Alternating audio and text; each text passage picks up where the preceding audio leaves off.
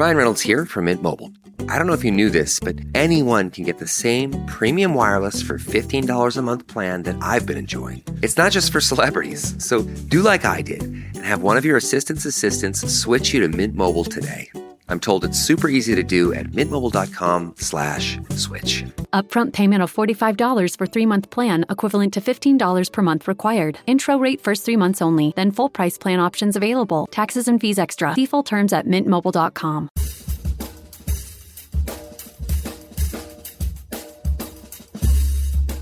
I mean, no one plans to get sick, and yet, here we are. My name is Matthew Zachary. I survived cancer, a stroke, and COVID-19, and somehow I'm still here. I also survived our stupid broken healthcare system, and I want to help you survive it too. So let's go make healthcare suck less together. Because you know what? We're all out of patience. Hey, that's the name of the show. Hello, friends. Welcome back to Out of Patience. A quick reminder before we get started, if you like the show, I hope you do, consider leaving me a review, a rating, a like, your choice, up to you. On the show today, I welcome live here in studio my dear friend Liz Margulies. She is an LGBT cancer advocate and she has her hands in all the pots. She's been using them to stir things up for more than 30 years, working as a psychotherapist with a specialty in cancer, trauma, and sexuality. She's also an original LGBT cancer rights activist, and when 4 of her lesbian friends all died of ovarian cancer, literally back to back within months of each other, she decided she had to do something. So she launched the National LGBT Cancer Network, because the LGBT community not only has a harder time getting treatment, but sexual and gender minorities are also at a much higher risk of getting cancer than the general population. And she's here to explain why. She's loud, she's proud. Ladies and gentlemen, Liz Margulies. Liz Margulies, oh my God, in person, staring at you right here in the studio. I am so happy to see you. Oh, it's so great to be here. So you have been out and about in the potentially less horrible COVID land?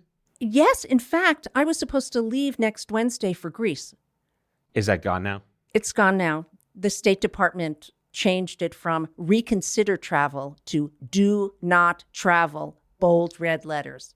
Is this a thanks unvaxxed people hashtag? Yes.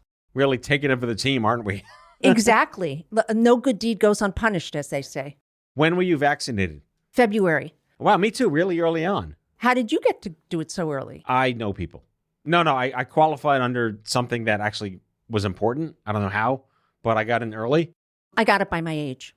Really? Yes. I mean, aging... Wait, 49? Cute. But, you know, I think we're not supposed to think of that as a compliment anymore. I know, right? Because there's nothing wrong with aging.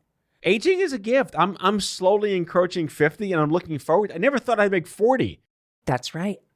That's right. Well, I'm 68. Yeah. And a half. And how many years out? How many years have I been out as a lesbian? Yeah. I thought I was a late come-outer, but I was 24. But I mean, that was the 80s? It was the 70s. Yeah, that's a whole universe.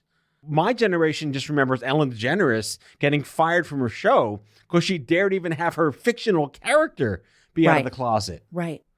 Wow. And I remember being furious with Rosie O'Donnell. Like, just come out. Right. People are watching. People like you. You could make a difference. Mm-hmm. No, when I came out in the 70s, I was an outlaw. And I really kind of loved it. Because I'm such the quintessential good girl. Got, all my college papers written a week in advance. I was even a cheerleader in high school. I smoked weed, but I showed up for the games. Hey, it's 70s. Exactly. And so finally, I was a little bit of a bad girl. And so it's not just how corporate pride is now. It's how acceptable on the surface, like all things liberal. On the surface, it's totally normal. And I consider that a loss. Actually, so I have an armchair question. Sure. It was just pride. Has pride become the new pink ribbon? Is it overly done now? Has it lost its authenticity?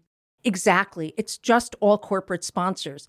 But we are a fighting and grousing people. And so a second movement has sprung up, and it's the Reclaim Pride.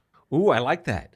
And it's just people without a permit. Police, please keep your distance. We're not looking for your protection. In fact, your presence makes many of our people feel unsafe. So there are 2 marches now, and there will continue to be. I'm hearing like an allegory between the disdain for the pink ribbon when everything got hyper commercialized. And it really was the young adult movement that rebelled. We don't want to be labeled with all this corporate bullshit, red M&Ms. Come on, give me a fucking Pink. break. Yeah, damn it. I'm colorblind. I got to buy. Okay. Pink blenders. Well, you know what? It's probably based on the cancer because every cancer has a color. Right. Yes. And I also want to say that many lesbians and queer women have hated the pink forever, but just didn't have an organization to complain through because it's just a little girly for us. Mm-hmm. Yeah, my daughter, who's 11 now, she's growing up in an era where this is such a natural conversation that's not threatening. I'm really happy about that because I remember in like health economics in middle school, they were like, this is what it means to not be straight. And, you know, progress is something that only maybe people like us can take not for granted because we were there. Are we time capsules? I think it's called dinosaurs. Yeah. Yeah. Mesozoics. But we're carrying the history, and I think that's really important. Right. It really is. It really is. And many of the breast cancer activists in the 90s took so many cues from ACT UP. Did you know this? No, I didn't, but that makes a lot of sense. Yeah. It's not apples to apples, obviously, but we're all fruit, you know? Yes, especially us. You can say that. I can tell the Jew jokes. I can tell a Jew joke. That's true. That's true. You can get away with it. I'm Jewish. Yes. We'll channel our inner chutzpah neuroses. Right, and kvetching. And kvelling, because we're proud of certain things, too. It's true. Yes. I wanted to just let the listeners know your relationship to me through the cancer world because you're a pioneer. You did something that at the time I was unaware was even a thing that could be done. The voice of the gay community. Where did that gumption come from besides what we already established as your inner chutzpah? I had the unbelievable misfortune to have 4 really close friends die of ovarian cancer. And like, really, what are the odds of that? I either choose my friends poorly or there's something happening here that was worth looking at. And I got a little part-time thing at the LGBT Community Center here in New York City. They got a Komen grant and wanted to start a support program for lesbians with cancer. And I said, I only know about this, you know, as a survivor of losing 4 of my dearest friends, not just 4 people I know. So I began to look into it, and it occurred to me that that was the wrong program, actually, that if you looked beneath the surface, this was not a lesbian breast cancer program. I mean, it is a lesbian breast cancer program, but every subpopulation of the LGBTQ plus community has increased risks, decreased screening rates, and additional challenges in survivorship. So I kind of learned on the job, starting with taking my dog to Barnes & Noble and sitting in the how to start a nonprofit Rest aisle. in peace, Barnes & Noble. And I talked to people who were working in the cancer field who I knew were out as lesbian, gay, bisexual, or in rare cases, transgender. And I even came to see you. Do you remember that? I do. I think we met at French Roast on 6th Avenue and 11th Street. I can't believe you remember that. I do. I mean, there's a hole in my head from surgery that's filled with like bacon at this point. Your name again? It was that important to me. That's why I remember. 'Cause Wow. how old was I? I was in my 50s. I had been a psychotherapist and I considered myself an activist before then, but I worked for myself. I did things with other people. I didn't know what a deliverable was on a grant. I Right. knew nothing. But it just seemed like this was needed. And so I sat at my kitchen table and started putting things together and talking to people and knocking on doors and calling people regularly and ultimately got a little money. I think what's really unique about your choice to take on this activism role wasn't by merit of your personal condition. It was by proxy to the conditions of people around you in your life that you cared for. Yes. Many nonprofits, many initiatives are started by people like me. I went through shit. I want to make it suck less for the next me. Did you have any sense of like, but I'm not a survivor in any conversations? Very rarely. Good. Very rarely. I think I was clearly there and my heart was in it and I'm part of the community. I think if I was straight and not a cancer survivor, people would have questioned me more. But that someone else has the energy to do this, because cancer is kind of debilitating and time-consuming and tiring. And so to expect survivors to do it is asking the people with the least energy and the people who need to focus on their health the most. I had the extra to do it. I remember when the young adult cancer movement just got started, the words young adult cancer were never put together before in research papers. There was no code for it. It didn't exist. And once that became established, along came the, well, why are you so special conversations? And we had to come up with like a polite response, which was like, well, we're not better or worse than pediatrics and older adults. We're just different. Here's why. And that really established almost like this flow chart that if a young adult and a teenager, young adult and Black, young adult and gay, young adult and rich, it really did set a brand new precedent in the annals of survivorship that identified you as a person first and all the shit and mishigas that you got behind you and the baggage you were born with, and then the cancer on top of it. Was that your experience? Yes, but I first want to say I don't even have the data that you had, because the cancer registries are collecting information about race and about age, but they are still not collecting information about gender identity or sexual orientation. So I can look at like the California Health Survey that they do and see that more people who identify as LGBT report ever having had a diagnosis of cancer. But I don't have national statistics like you do. So I'm still fighting to say we are overrepresented. I can say, for example, that we use tobacco products, including vaping, at rates that are 68% higher than the general population, but I cannot tell you that we have more lung cancer. I can tell you that lesbians have what's considered the densest cluster of risk factors for breast cancer.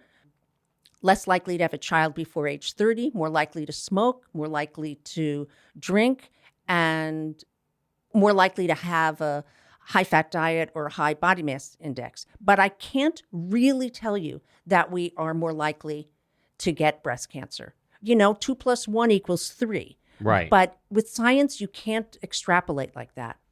Is there an extrapolation that the reasons that these comorbidities exist kin to, but not apples to apples with the communities of color, that there's so much more social oppression, that you are under so much more stress than the normal, privileged, white, straight, cis male?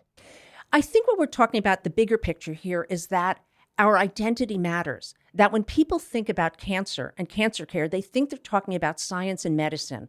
And there is no separating the person who has the diagnosis out from the treatment's success and failure. In fact, we see that LGBT people report less satisfaction with their cancer care. Now, maybe if we just looked at the doctor's records, their scans are clean, their blood work is whatever, but their experience is terrible, and it's the experience that matters. That's what patient-centered care is all about. Well, we'll get to that jargon in just a sec. We're going to take a quick break.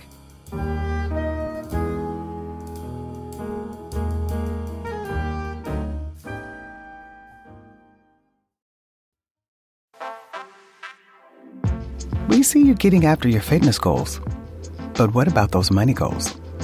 You can count on Credit Karma for a clear view of your finances and your progress, helping you see results so you can keep checking off those financial personal bests and find your way to money. Progress never felt so good.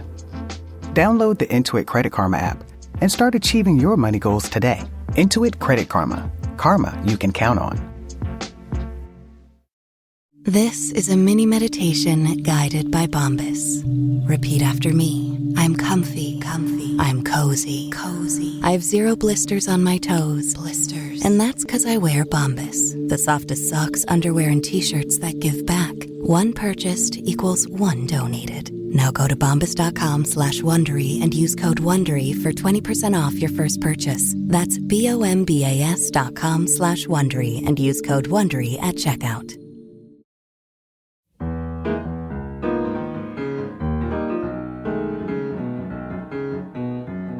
So one of the fascinating, not so Captain Obvious moments of the past 15 years is having the oncologist first ask you what's important to you and learn who you are, and then look at biology and options for care.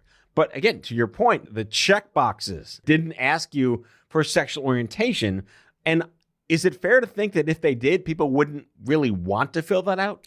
That's what straight people think. But actually, there is a study about this, and it turns out we're dying to tell you. Wow, that's awesome. They interviewed people in the emergency department, which is, let's face it, where you're at your most vulnerable. Yeah. And they asked LGBT people, if asked, would you come out? And 90% said yes. And then they asked the providers, would you ask? And 77% said no. Wow. Because they were afraid it would be intrusive.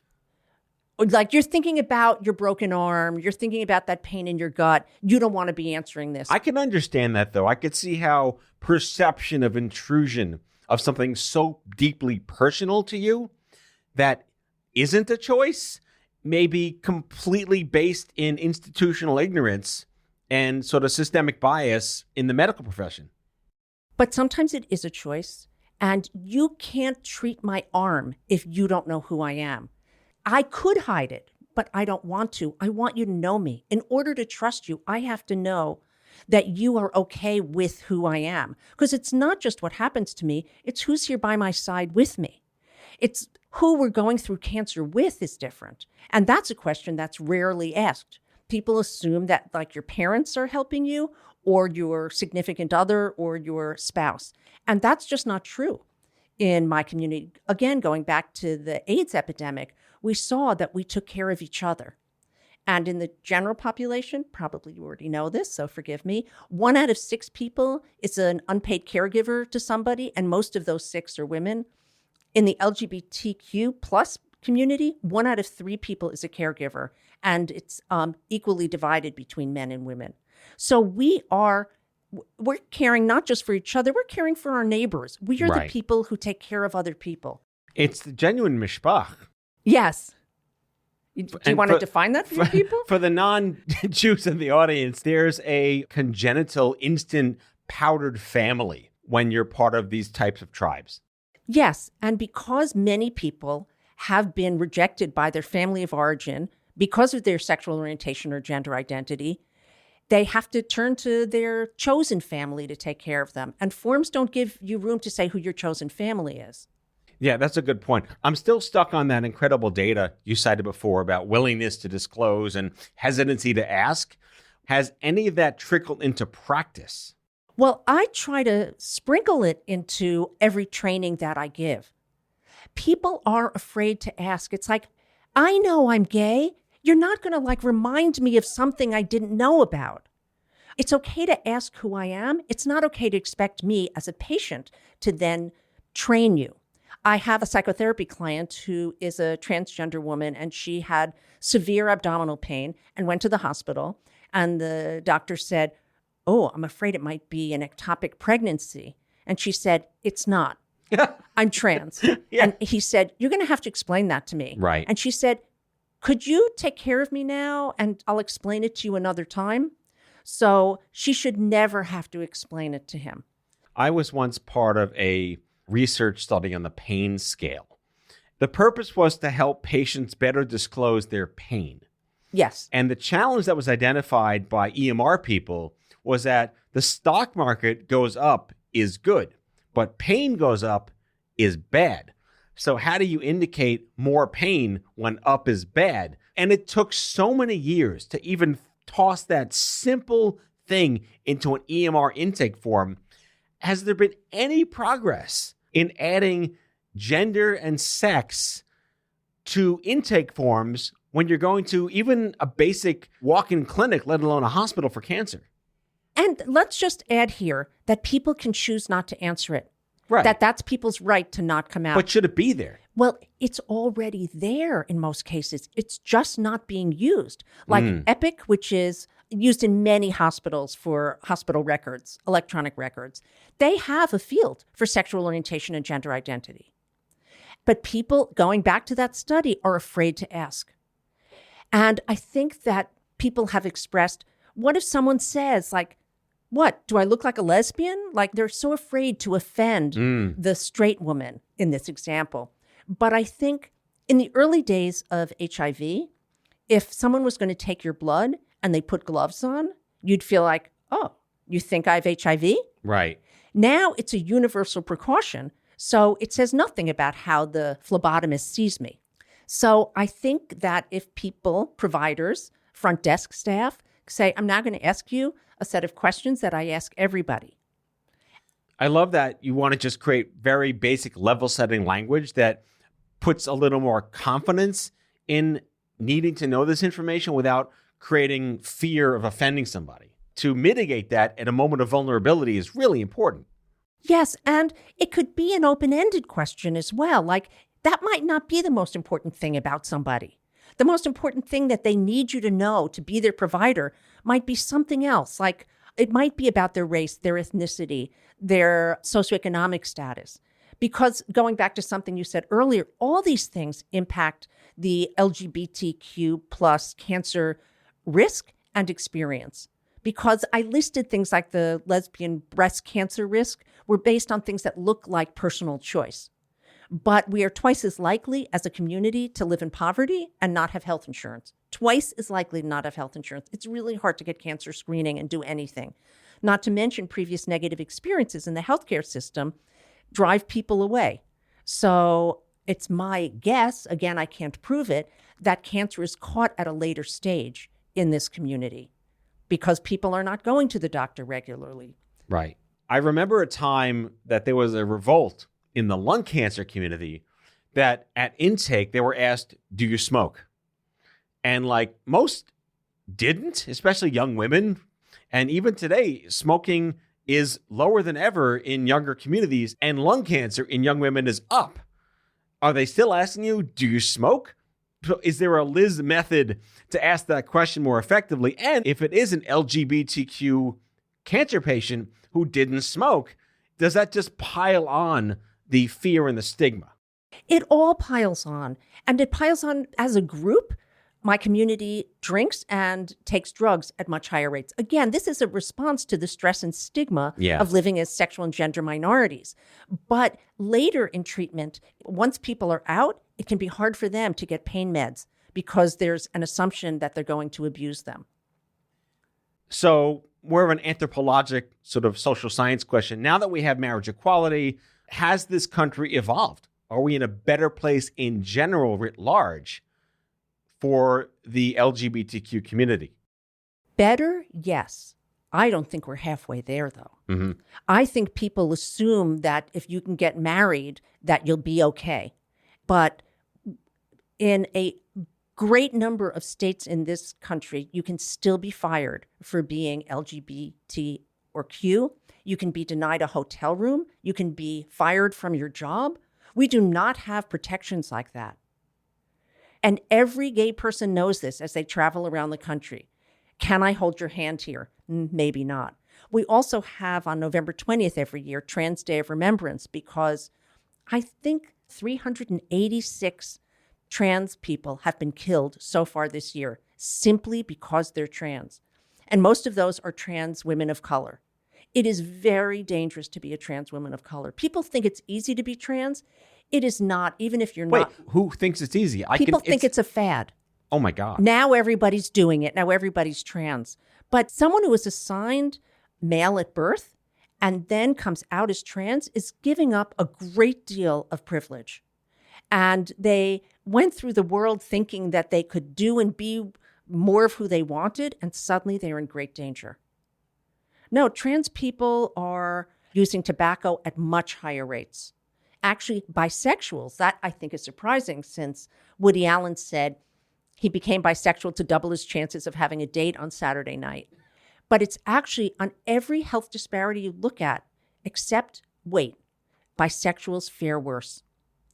They're not really trusted by the straight people or the gay people, and it's really stressful. And that's why they use tobacco at the highest rates. That is fascinating insights. And we look at cancer, how far we come, and yet how far to go. It's a totally different and yet slightly similar narrative here because it's a moving target.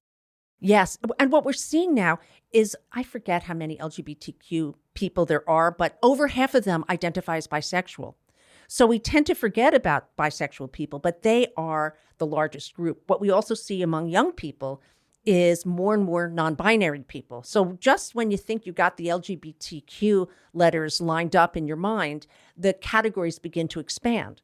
So non-binary people are people who feel that their gender identity is not expressed by either male or female. It might be neither. It might be both. It might be some days one, some days the other. And what is changing in the blue states, parents are better about allowing their kids to be whoever they want. So the kid says, I think I'm a boy. And they're like, okay. And I see more and more trans kids coming out at much younger ages, meaning they're not suffering the way that people who had to wait to come out to be out of the house and go through puberty. With puberty blockers, you can just spare kids so much. Right. Are we in like a new age of coming out? I think it's really about age and generation. I think the younger people, and I bet this is true about your kids too, they're just talking about gender identity, aren't they? They don't care. It's just nothing. It's natural. They're internet kids. This is just what they're going to grow up into, and that's fine with me. But it's the people who are older than they are, who are still the providers of medical care in this country. Right. And they are not there yet. In fact, there was a 2016 study of first-year medical students. 50% showed an explicit bias against LGBT people and 80% implicit bias. So it is still there. But do I have confidence that things are changing? Yes. That we cannot separate the body or the tumor from the person who has it. I start a lot of my trainings with a question for my audience, and I make them raise their hand. And I say, is a tumor a tumor a tumor? Or does it matter who the tumor spent Valentine's Day with? And most people think a tumor is a tumor. And I then spend the rest of the time telling them that it absolutely matters whose body the tumor happened in and who that person identifies as, who's that person's family, who's their support system. And I'm not saying the surgeon would do anything different in removing that tumor, but the surgeon needs to know who that person's going home with and who's going to take care of them. And as a cliffhanger to part 2 of this conversation, with the dawn of genomics and precision medicine, the tumor doesn't matter. Your DNA matters, which is irrespective of your personal choices in the world. Right. My DNA matters, but if you and I are going to interact about my DNA, you have to know whose body that DNA is living in. Agreed. The human being themselves is what's going to matter most to an outcome. That's right. I mean, look at what we know about placebos. Right. And I think that's the next untapped thing. I mean, placebos are amazing. And if we could give somebody the, quote, sugar pill, unquote, and not have any bad side effects, that would be great. But we find that, A, blue pills work best, and that it's all about the way the doctor gives it to you, decides whether the placebo works. Liz Margulies is a clinical social worker and the founder of the National LGBT Cancer Network, which you can find online at cancer-network.org. Thanks for coming on the show. Way more to come. Yes, I will be back. Thank you. That's all for today, folks. If you like today's show, be sure to subscribe, leave a review, follow us on social, and tell all your friends to listen. Out of Patience with Matthew Zachary is a product of Offscript Media. Our executive producer is Matthew Zachary. Our senior producers are Brianna Seeley, Jen Horanger, and Andrew McDowell. It is mixed and edited by Brianna Seeley. Our theme music is by the Mike Van Allen Quintet and by Mara. For advertising and media inquiries, email media@offscript.com. Hit us up at contact@offscript.com to share comments, feedback, and make recommendations. For more information, visit offscript.com.